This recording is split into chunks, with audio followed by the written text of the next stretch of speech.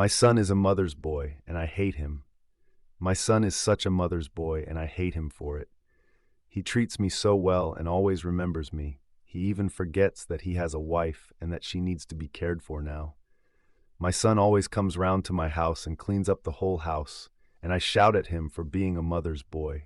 I am disgusted by it, and he still does it. Every time he treats me well, I become so angry that I start to attack him physically. How could he be such a mother's boy? He is treating me too well. I am trying to remind him of all the things I used to do to him as a boy. I used hang him by his legs above the ponds and let all the speaking fishes bully him and laugh at him.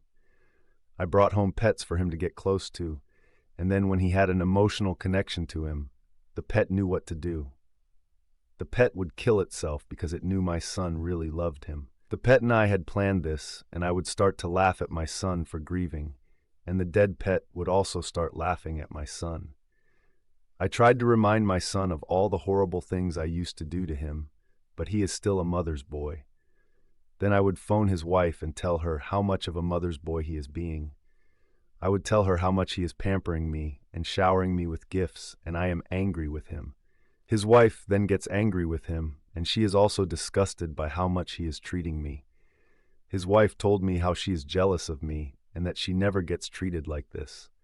So I devised a plan. I will swap skins with her, and she will swap her skin with me. We will both look like each other, and when she wore my skin, she looked exactly like me. Then when she lived in my house, she got used to being in my house. I looked exactly like her, and then she told me that my son at first did notice something was off, but then ignored his thoughts.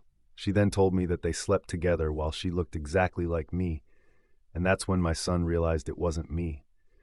He sussed it out, and what a mother's boy. I hate my son for being a mother's boy.